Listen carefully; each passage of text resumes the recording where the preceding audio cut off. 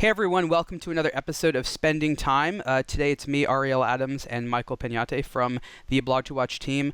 Michael is going to be interviewing me a little bit on questions and concerns and things that newer watch lovers will be coping with, struggling with, perhaps even enjoy the process of making these decisions. So Michael, I leave the floor to you. What do you think people want to know about? Hey Ariel, thanks for having me on. First of all, it's a pleasure to come on the show, episode 2. And yeah, I think for a lot of beginners, this will be interesting because me personally, I read a lot of articles and I listen to a lot of watch podcasts, and your opinion is something that I find valuable, even as somebody on the team. So to get a chance to ask you these questions it's going to be a lot of fun. So one of the big questions I have for you, considering 2017 and how it's gone for just watches in general, I think a lot of guys starting out are super tempted to jump into the vintage craze right now, and with the way things are going with auctions and kind of resale sites, like looking at vintage watches, like, is there even a point these days sort of breaking your back looking for that vintage watch when there are so many cool modern reissues to consider? So I'm gonna ask sort of like this follow-up question really quick, and that is, why do you think that there's this fascination with vintage? Because when I got into watches, that wasn't a thing at all. So I guess I sort of missed that part of it, but I just sort of wanted to know, from your perspective, why you think that's even a thing. I think it's a thing now because we're living in an age of nostalgia, and it's whether you're into like TV shows or movies or like guitars or stuff like that, people are obsessed with the vintage reissue. So like if you look at a TV show like Stranger Things, it's just built on the idea of nostalgia, kind of like 80s everything, arcade games, and if you're a guitar collector, like everything is vintage. I just think overall, our generation, my generation, is obsessed with anything vintage and anything related to nostalgia, and culture overall. Right, and my theory is that it relates to the notion of times were better back then, because we live in kind of a crappy time. I'm not a traditional pessimist, but if you sort of think about the ebb and flow of societal growth versus recession, we are in a transitional period right now. We don't know where we're headed, and the way that things were isn't working, and we still haven't figured out the way things are going to be.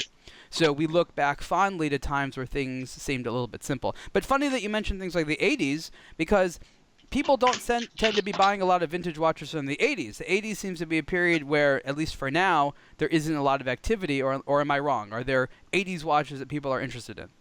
Right, but you bought one from the 80s not long ago, right? That Seiko, the quartz chronograph that you did the Sports 100. Was that one 80s as well? I can't remember. That was early 80s. Yes. Okay, so that's a cool watch. That's something that I would personally hunt down. I wouldn't feel so bad about hunting like a quartz Seiko chronograph, because I know overall it's gonna be fine. One watch that I sort of obsess over, and you probably remember this better than I do, is the Glycine Airmen. Uh-huh. Not long ago they were acquired by Invicta, correct? That's correct. I believe And so. then after that, I personally haven't heard much news from the brand. There's been no news from the brand. So, Okay. so is there a particular year? Because we're still talking about vintage. I still haven't answered your question. I will. I just wanted to sort of elaborate on the topic a little bit more. Is there like a particular? So on the screen right now, I'm looking at the article I wrote up of this Seiko Sports 100. I bought in a new old stock condition for a few $100, and yeah, this is me buying a vintage watch. Do I wear this watch? No. Did I buy this after acquiring a lot of timepieces? Yeah. So, anyways, keep telling me more about this the glycine that you're looking at. Yeah, so the one that I look for often is just called the Glycine Airman number 1. And a lot of people, will send me emails and like, DMs on Instagram, like, hey, look at this vintage one, this and that. Like, it's available from on this eBay listing or this kind of website, and I want to pull this watch up. Is there a place that I can you recommend? I don't want to just like randomly Google it. Let's see, Glycine Airman. Send me a link here, and we'll take a look at it for everyone to take a look at. So again, on the show we have the audio only version that we're putting up as a podcast, so you won't be able to see. But for those of you that are tuning in on YouTube, our intention is to have as many shows as possible where you can follow along with us. We want to have as much of a visual component. Yeah, I know they still have some for resale on places like Joma Shop and stuff like that. But you said the nasty word. I said the nasty word. I'm sorry. You're not talking actual vintage. You're talking about the newer Airmans that were produced until recently. Yeah. So this is part of my question. Glycine, kind of pre-Invicta purchase, they released a really faithful 36 millimeter reissue. 36. I know you're not into that. I think I am. But it's okay. Timex recently sent me the Marlin, the 34 millimeter one. It looks pretty cool. It's probably really It's a good small. value. Here it is. So there's a $675. That's a hell of a deal right there. This is a 36. Yeah, it is. That's a 36, and kind of when they came out, I think it was well over $2,000 MSRP. But with these floating around, I take a look at the listings that people send me, and I just think to myself, why the hell am I going to kind of stress over a vintage watch, whether or not it's going to run? Do I need to replace the crystal, the gaskets, and whatnot? When some brands are, kind of doing this really faithful vintage reissue stuff. All right, so let me sort of. I have a lot to say on this topic. You and I agree, I think, in the sense that buying a vintage watch is a challenge and not a very good idea for the majority of new watch lovers. Vintage watches became popular for two reasons. One, because today's watches, for a long period of time, and still today, were not designed by people that had any idea how to make a watch. I mean, you could go and get watches from, I'll call it top brands that are like utterly legible, have ergonomic issues. It was just about style and maybe prestige or things like that. Like, you could very easily get a watch that wasn't very good watch and still spend a lot of money on it. And prior to the 80s, or during, basically ending in the 80s, watches still needed to be useful tools. So the idea of selling a watch that you couldn't read was preposterous because no one would buy it. And then post-80s, as watches became more status items and less relied upon for things like telling the time, and there was just less watch designers, you started having a lot more poorly designed watches. And I understand that. But more importantly was money. You could get a vintage watch online used for a significantly cheaper price than something new. And I think it goes down to the economics. Let's say that a new watch costs $3,000, $4,000, $5,000 or a lot more. And then you could go online and for like a few $100 find some type of vintage automatic watch, from a fancy brand, like, Girard-Perregaux or something like that. And you're like, okay, a new Girard-Perregaux is going to cost me like $10,000, or I could get like for under $1,000 one of their older models, which is still a mechanical one and has an aesthetic to it. And that's how it started. And then things got a little carried away. You had people, I'll call them shilling stories. You had the auction houses also shilling stories. Inflation. You had the speculators come in. You had the people that were sick of buying things from the art world, and they saw watches as being like the new collectible art that you could flip for a higher price. And things just got entirely out of control. So Right. it's a really complicated topic that I can't just cover in a few sentences. But I will say this: if you are just getting into watches, buying vintage is a really bad idea because you're just going to be saddled with all these headaches. You're going to be saddled with, repairs. You're going to be reliability issues. Watches made in the past, outside of a few examples, were not nearly as well made as watches today in terms of the quality of the metal, water resistance, things like that. And then, I guess size is a personal taste, but for me, watches are meant to be seen. It's one of the few things that a guy can wear to really communicate something about his style, his taste, his status in life, whatever it is. The smaller that is, the less you're able to make the message. The larger it is, the more conspicuous that message is. It's a very personal thing how loud you want to be with the messages you send. But personally, if a watch is on the smaller side, I feel like that takes away attention from it. If it's too large, then it's too large for my wrist, and I won't wear it. But I like kind of going the maximum of what I think that my my wrist can pull off.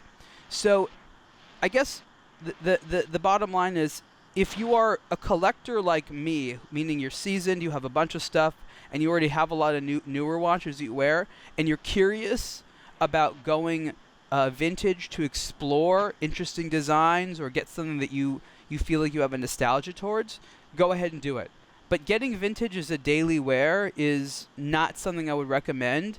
And these days, with a lot of the sort of the misrepresentation online of like how much something is worth and trying to handle human emotion, because sometimes a watch is popular and that will make it expensive, and it's only expensive because it's popular. There's no other reason. It's just that there's demand. You know how economics works. Something is in demand, and prices go up. Does that mean you need to have it or it's desirable? No. It's simply because of demand. And there's an engine out there that's trying to create demand for things because they want the prices to be high, because they want you to buy it for more than it's worth. So a lot of these vintage guys, basically, their strategy is get a watch as cheap as possible, dress it up as nicely as possible, and sell it for more than you bought it. I mean, this is basic merchant economics, but that's sort of what's going on.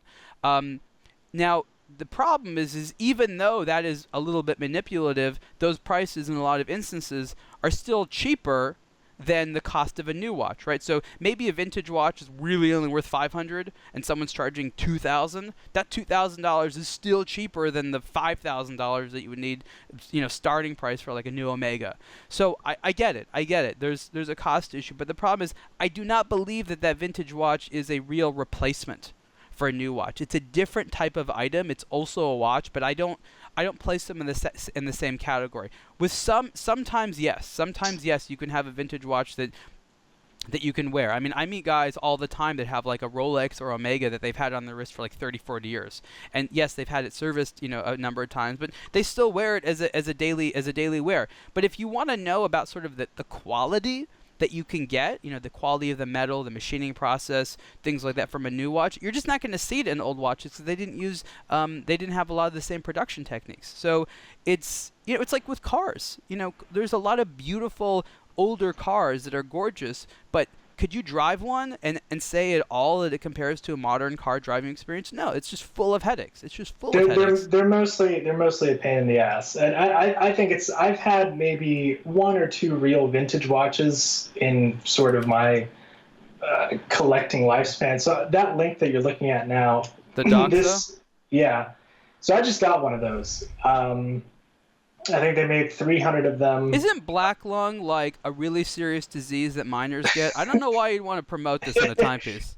It is. But that's an unofficial sort of watch geek nickname that's been attributed to the timepiece, sort of like what Seiko experiences with like Turtle and Samurai and stuff like that. But this watch that you're looking at now, it kind of scratches the itch in every single way. I can appreciate a vintage watch. I love the history and stuff like that, but I don't want the headache.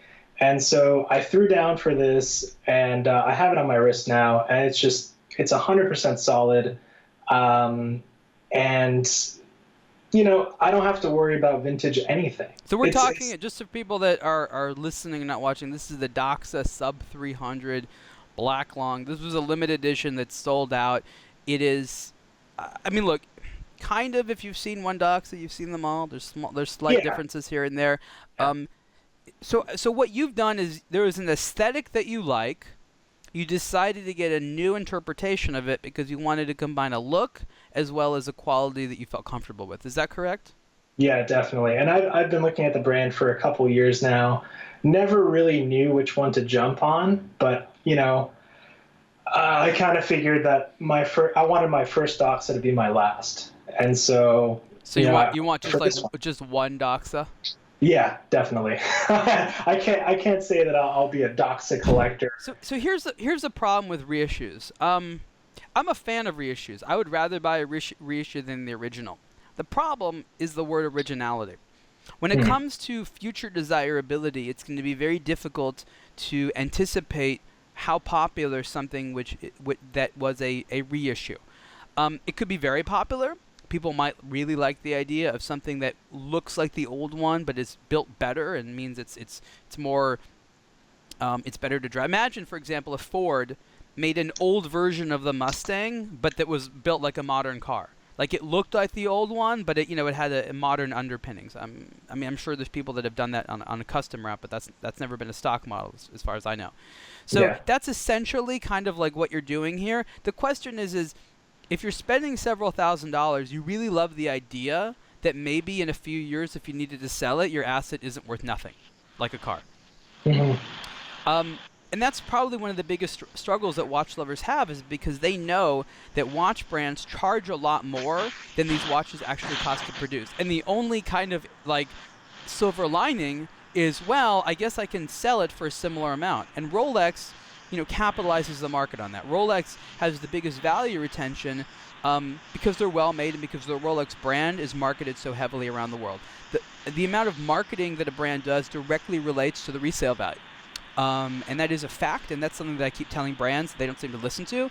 If you as a brand today market the hell out of yourself, spending money on advertising, doing things so that your watch is in demand today, your older watches, unless they're complete crap, are going to be also in demand. You do no marketing today, no one cares at all about your vintage watches, or barely unless they're exceptional items, or at least on a mass market level, right? So it's, you look at vintage Omegas, Rolex, tags. Those are all hot. Those also happen to be the three biggest advertisers around the world for watches. So, coincidence? No, not in my opinion. So, I do like vintage reissues. I think that you have to know what you're getting. You have to, again, at the end of the day, buy a watch because you want to wear it. Don't buy a watch because it matches the original perfectly, or it has like a little,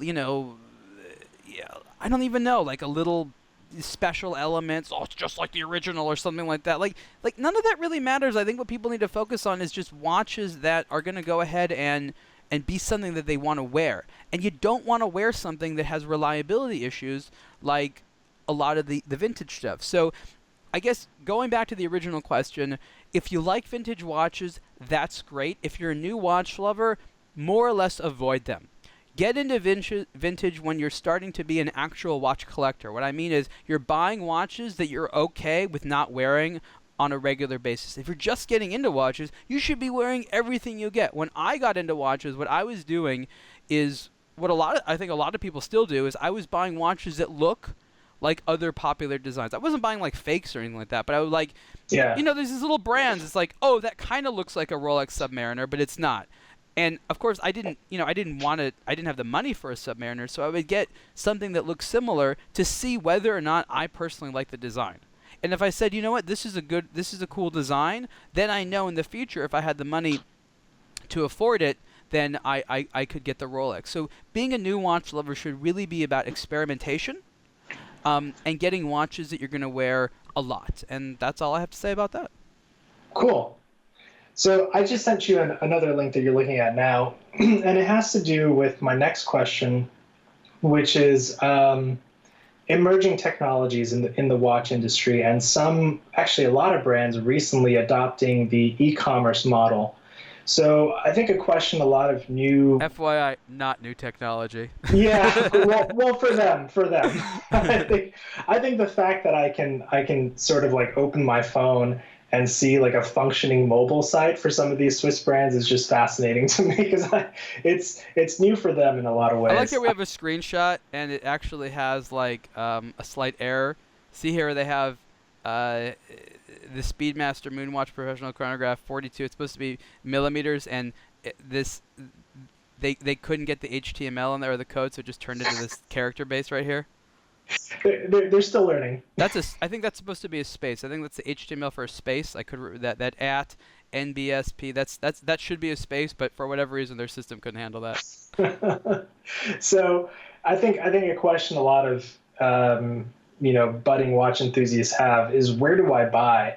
And this question gets cloudier when you consider how many brands are starting up, their e-commerce models, and when you consider the gray market as well, and the used market. So, Where to buy? Well, look, that is a very good question, and the honest answer is, this is one of the biggest problems that exists right now is, where to buy. I mean, we have various types of advertisers and partners and things like that sell watches, and I try to promote to people good places to buy watches. Is there one perfect place? No.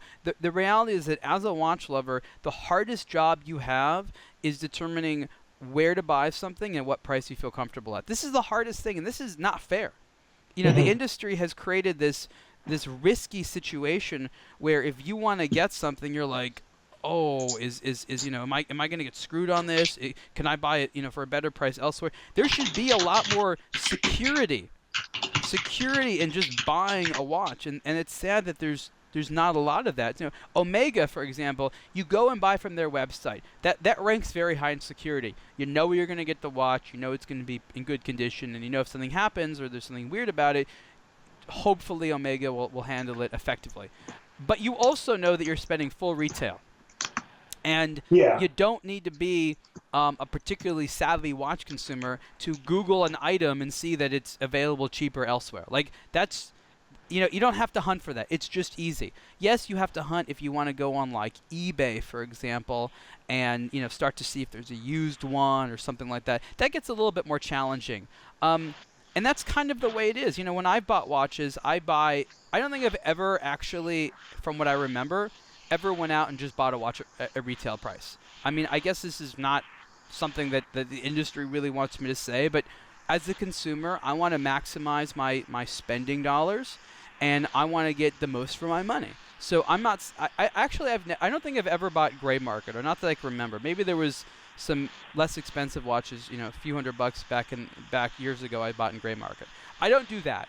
I think that the gray market has elements that hurt the watch industry. It's not the gray market's fault. It's not like they're trying to do something to hurt the watch industry. They're just doing a legitimate business to sell product that's available to them. But the industry allows these types of distribution schemes or distribution manipulations that allow for the discounting of brand new watches. And that hurts the consumer because it creates confusing choices. I mean, in a market, the more consumer options you have available to buy a product, that tends to be something which is good. But in the watch space, I think it actually hurts. And there's watches that I like that I don't ever buy, and I kind of put them on a wish list for years and years and years, and sometimes years go by and I never buy it. And once in a while I'll go on eBay and I'll check what prices are. And one of the reasons I don't buy the watches is because in my mind, it'll be available cheaper eventually. It'll be available cheaper eventually, or I gotta wait for that super deal. And it's that notion that we know that those deals still exist that prevent a lot of people from buying. And that is a problem that the watch industry has, because I think buyer hesitation is a serious concern. And maybe there's people listening that have shared my situation where they're like, I would have gotten this, but I just don't really feel confident in the price. And that's a big problem. So going back to your original question about where to buy, my favorite thing to do is to contact an authorized dealer who I can call or develop a relationship with, and make it clear to them, like, I'm not trying to squeeze you for the absolute rock bottom price so I can report you back to the brand, because a lot of them are not really allowed to do it. You just sort of connect with them. You make a relationship. Look, I want to get this. I'm not looking to have you lose money, but I want to get a deal that at least makes me feel like I had something special, and also someone that I can work with if there's an issue, if there's warranty things, and things like that. And usually, if you go that route, even if you're not, someone that works at aBlogtoWatch, you can probably get a deal that you feel comfortable with. There are going to be certain watches that they're not moving on. The popular, like the Royal, the Steel Royal Oak. Like, Yeah. Audemars Piguet artificially, well, I don't want to say artificially, doesn't produce that many of them. I guess they could produce more if they wanted to. It's very common. Rolex does the exact same thing. They only produce a certain amount of desirable models, and they only release amount to keep the market strong. But those are rare watches. For the most part, you can call an authorized dealer and develop a relationship. Can you check the IWC main site right now? I want to take a look at their store real quick, because that just kind of building on this question, because you're saying you'd call and try to foster a relationship with an authorized dealer or a real retailer. But IWC is one of those brands that in 2017 they made, I don't want to say a big stink about having e-commerce on their site, but they were very vocal about it. They made it. Do you think? What do you mean? Do you think there are many people kind of swiping their cards sight unseen, buying IWC big pilots these days? I think people are buying watches sight unseen online when two things happen. One, there is some independent, or I'll call it outside validation of the purchase outside of the website. Meaning, if you don't know anything about IWC and you go to their website and you see a watch that you like, you're probably not going to go ahead and just spend the money on it. You need some type of independent validation of that purchase. And that validation comes from different places. Usually it's like a review on a site like aBlogtoWatch. Us seeing it, showing pictures of what it looks like, talking about it, is a major part of a lot of people buying a watch sight unseen. I buy a lot of items, not just watches, sight unseen after doing a research that I determined to be sufficient. And what we try to do on aBlogtoWatch is give people what I call the next best thing to them seeing the watch in hand. Of course, ideally, after you see our review, you should try to see the watch in person before making a buying decision. But as you know, that's not always practical. You can't always necessarily be in a city with that watch. It's not even in your city. There's practical considerations there. So from a market perspective, I know that a lot of people are buying watches online. I think that you need to sort of make sure that the watch is at a price that you feel comfortable with and is a watch that you feel like you want, and you need to validate that from other places. But I think the answer to the question is yes. I do think people are buying it. But here's the thing. Look. This is the Pilot's Watch Mark 18 edition tribute to Mark. I mean, this name is insane. But it's a tribute to Mark 11, I think it is. It's just it's this name is really this is a terrible name. But if you're going to Google the name of the reference number here, and you're just going to make a determination like, what's the best price? And if you find another price somewhere which is like $3,000, two things are going to happen. You're either going to buy the $3,000 option, or you're going to feel such a lack of confidence in the value proposition that you're going to be like, you know what? Something's wrong with the pricing. I'm going to wait. And that's what tends to happen. People put things on this like this wish list they have, and it becomes sort of like a permanent holding pattern. And there's just this revolving set of watches that they want to get, but they never do because the industry hasn't made them feel comfortable in the price. So, again, going back to the original question about where to buy, it's not even so much where to buy, it's this decision of what to buy and what price to buy at. And I can't tell anyone, here's a formula. What I can say is that I like buying watches directly from third-party authorized dealers. If you can get a discount from the brand itself, great. But you'd have to know the brand. If you go to IWC, they're probably not going to offer you a discount because they're not allowed to. And I really like buying watches, oftentimes from other watch collectors. Buying watches from other watch collectors, not just watch owners, but watch collectors, tends to mean that the watch is going to be in better condition, right? Like I baby my watches, and if I bought it's a nice experience, I think. Yeah, and if I buy a pre-owned watch from someone, I'd like to think that they also baby their watches a little bit. And so I think that you have to ask yourself. Like a couple days ago, I went to go look at a pre-owned watch that I was interested in. Someone here in Los Angeles, and I went to this person and I looked at the watch. This actually happened to be a dealer. It wasn't the watch that we're selling. And the dealer had done something that I'm really glad I saw the watch. They had tried to repolish it. Okay. The guy that wore it kind of beat it up, and this dealer thought that he would try to unquote add value to it by polishing it up. And the sad thing is that polishing process butchered the watch. It no longer had the finishing, the factory finishing that made it as appealing to me as possible. It screwed it up, and I had to turn it down, even though the price was good. So that is something that can happen with buying a pre-owned watch. There's a lot of little things, especially if you're obsessed with details. And maybe you're spending $1,000 less, but there's a scratch that you'll never be able to unsee. Don't underestimate how expensive a cosmetic issue is in the long run for your enjoyment. For sure. So you don't care much for the boutique experience with the espresso and the champagne and kind of in-person experience you'd get maybe at an IWC boutique, for example. My ego is not derived based upon how salespeople treat me. Gotcha. And I'm not saying that if you are someone who is, that's a problem with you, but I don't see value per se in that experience. Meaning, I don't go to a boutique and say to myself, this entire experience makes me feel like I want to spend more money. And maybe it's because I'm too deep in the industry and I understand what that boutique experience is meant to do. Yeah, for sure. There are people that want it, and Europeans especially seem to be really focused on this experience of going to someplace in person, being treated well, and then buying something. And the entire time when I do that, I sit there and I look at these people and I just can't stop thinking about their sales intention. They so desperately want to make that sale. They so desperately want to make sure that they hit their numbers that month. They're not interested in me, and they're not interested in giving me a good deal. Sure, they want me to be happy, but it's a scheme. It's a sales scheme. And I'm very sensitive to schemes. I don't like things that I feel are manipulative. I want the product, and I want to be treated fairly.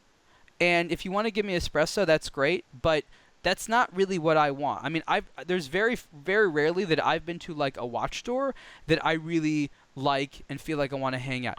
They do exist, and there's some great watch stores out there. And when you find them, support them. Do business with them. But a lot of them, I just feel uncomfortable. And one of the reasons, and this is one of the reasons why I think is an issue, the salespeople, like a salesperson at a watch store, isn't most of the time, I'd say 90% of the time, really good at connecting with the consumer. They are told that what they're selling is expensive and precious, and they sort of see the item as being more valuable than the consumer. Like, it's a privilege for you to even be able to buy something like this. And it's a mentality that oftentimes the brands try to impose upon them because they feel that if the retailer has a very high level of esteem for the product, that will translate to the consumer experience. Meaning, if someone who likes the product or holds it in a high esteem is selling it to you, that will translate into their sales pitch. But more often than not, they just be like, oh, this is something expensive, and they sort of get odd and snobby about it. And they're told, like, people who are going to buy expensive things aren't going to be sitting there, trying to push you this way or that way on the price, which is completely incorrect. So there's just a lot of flaws in the psychology of it, and that that bothers me. So again, I do have no inherent issue with buying watches from the boutiques, but I'm a type of consumer that just doesn't like. I don't like when someone just lies to me, and there's just a lot of this. Lying is maybe the wrong word, but there's a manipulation. There's a disingenuity to the way they communicate, which I find problematic, and it doesn't leave a good taste in my mouth, which is why I try to buy watches from other people that get watches and are comfortable speaking about them. And I guess that's sort of the rule. If you go to a boutique and you recognize the people there who are trying to sell you the items don't feel comfortable speaking about them, then you might run into issues. If you do feel that the sales staff is knowledgeable and is very comfortable with the topic, then I think you'll have a better experience. For sure. Yeah, I'll never forget. There was a time when I was at Bal Harbor in Miami. I don't know if you've been to the mall with all the boutiques. Yeah. And I'll never forget seeing this guy kind of walk out with 2 Richard Mille bags in each hand, a bag in each hand, and he was just in sweatpants and like a tank top. And I think with a mustard stain as well. And so Are you sure it was mustard? I think it was mustard. I'm not a mustard expert, but it's a good chance. This is a very vivid memory.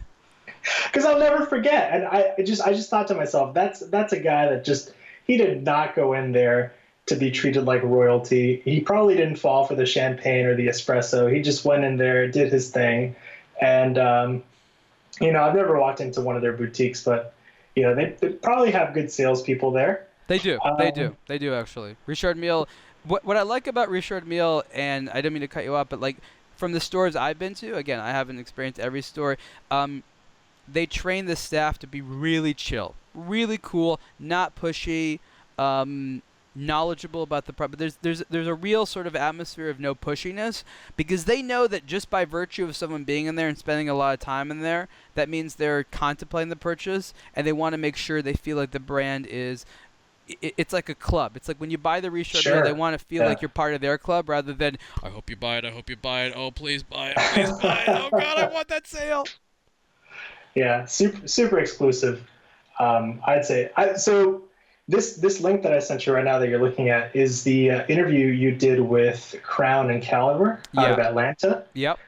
So about your collection, you did a podcast like way back that I used to listen to a lot when I was at work, not working. And one of my favorite episodes, you went over the most basic collection somebody could have. So like the dive watch, the gym watch, the beater watch, whatever. What kind of, if somebody's trying to build a really basic essential collection, do you have sort of like watch genre requirements for people that they should be looking at? Like you need to have at least one diver, you at least need to have like one pilot watch. Do you have any recommendations in that area? I understand the question. It's a fair question. I'm not sure that I have a lot of here's the thing. I want to not tell people what they need to get. I want to not be like, Ariel Adams says these are the top watches everyone needs to own. Like I hate that. I hate people that do that. It's so demeaning. It's like, these are the underwear you need to own. It's like, you know what? Let people buy the things that they want to buy. Let people feel that when they buy something, it's like, this was my decision. I hate owning something because like, this is the thing everyone says that you need. I hate that. Like the Submariner is a great watch. Do I wear it every single day? No. But it's a great watch. It's a great watch. You have a couple, right? I do. Yeah, I have a couple of them. But the thing is this. I bought that watch because I independently understood and came to the conclusion that it was a cool watch. I didn't buy it because it was like the watch to have. I remember when I was first getting into watches when I was in college, I would look at Rolex watches and they would bore me to death. I mean, literally nothing bored me more than Rolex. Like maybe Patek, but the prices were so out of it, like I didn't even care. But like conservative watches bored the hell out of me, and Rolex almost epitomized conservative watches. It wasn't that I found they were ugly. It wasn't that. They bored me. And it wasn't until years later, literally years later, that I was able to come full circle and appreciate Rolex. And now I have a small collection of Rolexes, and there'll probably be more Rolex watches in my future. But I had to come to the conclusion myself that they were good at a particular thing, and I understood what their value are. Therefore, the Rolex watches I bought for very specific reasons, right? Like, these are watches that I decided to own for very personal reasons. No one told me you need to own a watch in this style. I came to the conclusion that I like dive-style watches because I, was looking a lot and started saying to myself, boy, I seem to really keep coming back to this style of watch. So you've linked. I just sent you the whole. You still have that one? I do have this one. So this is the Hulk. This is the green one that has. This is a great watch. I love this watch. But again, when this watch first came out, I was very lukewarm on it. I remember at Basel World being there, and they're like, "Oh, it's a green version." I was like, "Great, Rolex. That's the best you can do." Green. But it's very, very green, I'd say. It's a very green watch. It's a green watch for sure. Here's the comparison. You can definitely see the green versus black of the Submariner.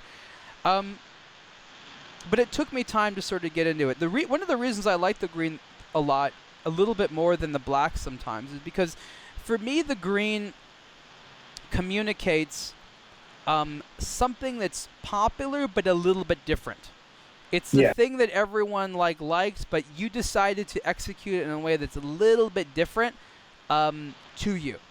And that meant a lot to me because it says I'm able to be slightly more expressive than the other guy with a Rolex. Yeah. Do you know the numbers, by the way? Like how many green ones they make versus like the regular black ones? I'm sure it's slightly more limited. It's not officially limited. So what Rolex does is they produce certain watches that they don't ever apply a certain label to it, but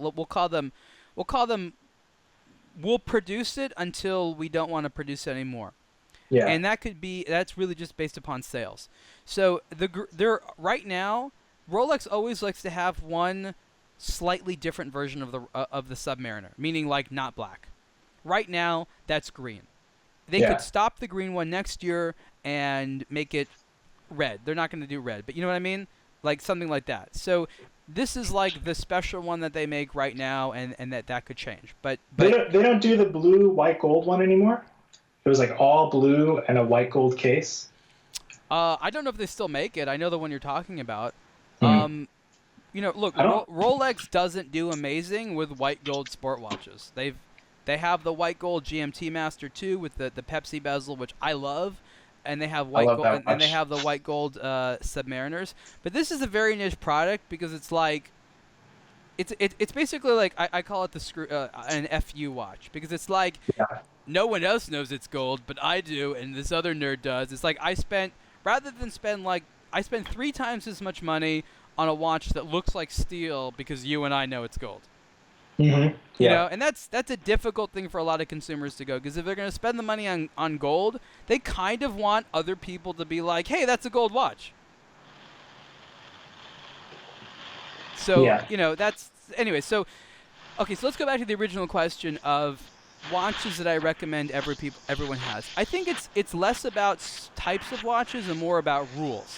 I want people to have watches that they are going to wear. And so then there's two very primary things that you need to consider. What is something that you feel is a size that works for your wrist, which is going to be different to every particular person. By the way, on the screen right now, we're looking at the white gold version of the GMT Master 2. It's a heavy watch. It's heavy, but it's not. Okay, so anyways, let's go back to my advice here. Yeah. So a watch that you're comfortable wearing. Okay, everyone's anatomy is different. I can't say like 42 is the best size because you know what? It depends. For some people, that's too big. For some people, that's too small. For some people, that's just right. Don't let anyone tell you what watch size to wear. That's a personal decision. And then make sure it's legible. It's got to be legible. If you have a watch that you cannot read, what you will find is that you do not wear it. Oh, yeah. Okay, for sure. It's something that will happen. Maybe you're not listening to my advice on it, and maybe you just buy the watch that you can't read, and you realize it's just sitting in a drawer wherever it is that you keep your watches, and you don't wear it. You're like, oh, I guess he was right. I don't wear watches that are illegible. I have illegible watches. I do. I didn't acquire them, but I have illegible watches. Do I wear them? Nope. I literally only wear watches that sort of satisfy a certain, I'll call it legibility threshold. I don't know how to quantify that, but there's a legibility threshold. And so buy watches that are legible, buy watches that are comfortable and that you will wear. And via that process, you will discover things that you like. You might even a watch might even grow on you that you didn't initially like because of its comfort and its legibility. So focus on those two things first and foremost. You have to like looking at it, sure. But if you focus on legibility and comfort, and then, you'll, of course, only spend money on things you actually find attractive, you will naturally sort of find those things that you like. So just do your thing. There's no specific genre of watches. You need to have this one. You need to have that one. Just do your thing. Make sure it matches your preferences and, like what you buy, pretty much. I mean, look, a lot of it has to do with budget. A lot of people are happy having a Speedmaster and a Submariner in their collection. Do you not have an appropriate collection if you don't have these watches? I mean, maybe somebody would say so, but if you don't have a Speedmaster or a Submariner in your collection, I don't care. I like those watches. Do I have to go to you and shake you, your shoulders and be like, you need to like this watch too? No. What does it matter to me if you don't like the watch that I like? That's okay. I just want Yeah. people to wear watches that they like and they feel are an authentic expression of something that it is they want to communicate. And beyond that, I don't want to tell people anything more specific than that. Cool. Nice. So I think I have one last question. It's more of a fun question. Just kind of discussing watch buying money, like unlimited budget. What's the first thing you'd go for? Do you remember the article I wrote about how I don't have a favorite watch? No, I don't remember that one. Let me see I forgot what it's called actually. I'm pulling it over here. Here we go. Back in 2014, the article is titled "Why There Is No Best Watch and How I Don't Have a Favorite Timepiece." Okay. Okay, this is a 2-pager here. I recommend you take a look at this. I actually point people to this article a lot. It's kind of hidden on the site a little bit because it's kind of a weird thing, but this was my response to people asking me those two questions. What's the best watch and what's your favorite? This was the most common question that I would get. Random strangers, people I knew very well, they'd be like, okay, Ariel, but let's be honest, what's the best watch? Or what's your favorite? And I remember, the funny thing is, when I heard this question, my initial response is almost hostile. I'm like, why the hell would you even assume I have a favorite? What do you mean best? And I go to this notion that favorite, best, these are all these are all things that society came up with. You don't need to choose a favorite ever. Best is entirely subjective. These are social constructs. There's nothing in nature where it's like the top 10. This is something that we do because it helps us organize information. It makes us feel comfortable with purchase decisions or whatever decisions. There is no best watch, and I have no favorite. If I have a favorite watch, I would have bought it, and I would have done something else with my life. My journey with aBlogtoWatch is also a journey into the world of design and the world of exploration. I kind of liken it to food. Could you imagine eating the exact same thing every single day? Would you even want that? Not at all. Okay? If someone said, you say, hey, Michael, I'm going to do you a favor. I'm going to let you choose your favorite food, and you get to enjoy it every single day for the rest of your life. Do you think you or anyone in that position would feel optimistic about that? No, I feel like some people oftentimes still look for the end game watch, like the exit watch. Like if I get this one, I'm done. And I'm not gonna have this disease of like one constant... last time, just one last time. Exactly. So like a lot of people call it the exit watch or the end game watch, and often wonder what it is. And if they ever will obtain it, and even if they do, will it is that actually the end of your watch obsession? I think that to harbor the notion that there could be an end game watch is ignorant. It's just ignorant. I don't like fault anyone for feeling that way, but it's ignorant because it assumes that there is that's possible. If you want an end game watch, that means you just want to not be into watches anymore. Yeah. That's all that means. It's like, I'm done with watches. I don't care anymore. I'm just gonna, whatever. I'm still into watches, and if you're into watches, that means there's stuff that exists now, stuff that exists in the past, and stuff that will exist in the future that you're interested in. So people who say things like endgame watch, I think it's because they need psychologically to have a target in their mind. Because people always like to have a mission. My mission is getting my endgame watch. Okay, if you need that, if that's what helps you sort of get through the day and justify this entire obsession, by all means, choose yourself an endgame watch. Are you doing yourself a favor? No.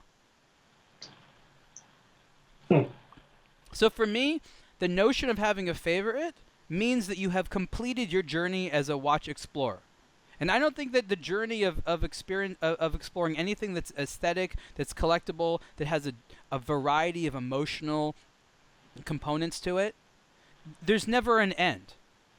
It's a pursuit. If you get Overwatches and you find a different type of item that you want to collect that makes you happier in the moment, then you're either taking a pause or a break, or you're just finished with collecting watches. That doesn't mean you did it because you found the best one. You just determined that you're over this hobby and you want to get into another one. And that's okay. That happens all the time.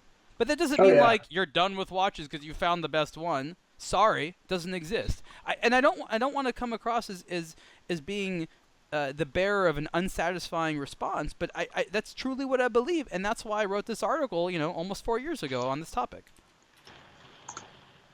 Well, I just shared a watch with you.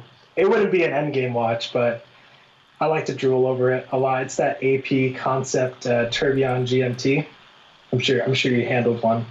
That thing is so cool. Oh, I've worn this before. I think we have a hands-on with this one. Pretty sure we do. It takes a lot of I want to say courage to rock a white watch. Sometimes. Nah. Let's explore this. Courage to what? What's the where's the courage in there? Explain to me, because I don't understand this notion. I think first of all, a lot of brands don't know how to pull off a white watch from a design point. They don't know how to pull off a lot of stuff. And for guys, I don't want to say, maybe I'm just talking about myself here, but I like to be a little bit more subtle in the things that I wear. Some guys like to peacock a little bit more, but maybe it's just a thing with me. I haven't found a white watch that I like yet. I do like that G-Shock that David wrote about a while ago. The white one with the white one with the tide graphs and all that stuff. I might try that one out. We need to get Michael an all white watch, and you're gonna love it. But yeah, that AP that I just shared, not an endgame watch, but you know what this is? This is what I call your ultimate confidence watch. It's a color you want to be able to pull off.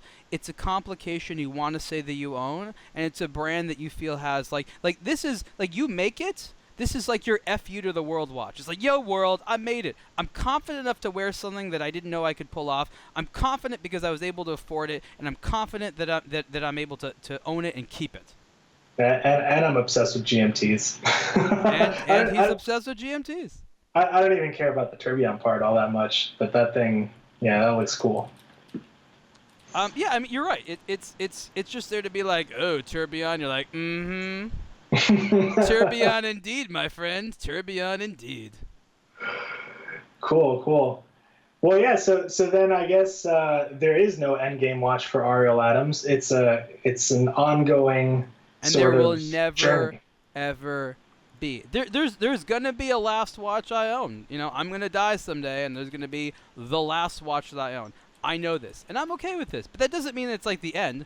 There's going to be a whole list, a mile long of watches I will have liked to own that I never would have got for whatever reason. Is my life going to be incomplete because I don't own these watches? No, and that's sort of my final thing I want to say to people. The hunt is great. Human beings love to hunt, and we have this fascination with hunting that goes into every element of our life, from our relationships to the food we eat, the things we buy. Hunting is an integral part of the sort of human condition and our instincts of how to get the things we want. And we like it because it brings us joy to hunt and to acquire. But oftentimes, after people get that watch that they've been hunting for, they immediately lose interest in it, and they're like, what else can I hunt right now? Mm-hmm. So what I want to say to people is enjoy the pursuit, but don't ever think, and I mean do not ever think that you are going to get a watch, or any product for that matter, which is going to satiate you. And if you obsess over watches that you can't have, you're wasting your time. Obsess over watches that you can have watches out there that are pinnacle watches that you highly, highly admire, but don't get angry at yourself because you can't afford them, because at the end of the day, it's just an object, and I promise you will be on time without it. That's a great way to end it. Thanks a lot for answering those questions, Ariel. And I think, we covered a lot of stuff that, not a ton of stuff, but, certainly questions that new watch enthusiasts are curious about. And I think, getting your opinion on this is just really, really valuable. So My thanks pleasure. a lot. Thank you for the questions. And, as always, the audience will communicate, what they liked and what they want to hear more of next time. We definitely want to be responsive. We do a lot of these shows based upon what is we want to talk about, which is good, and we're glad that people enjoy it. But I always want to make sure that we're able to answer specific questions, but as well as sort of solidify various types of policies we have, like I'm not going to tell you what watch to buy. Okay, that's all the time we have for this show. Michael, thank you so much for participating. Everyone, thank you for listening, and we will talk to you next time.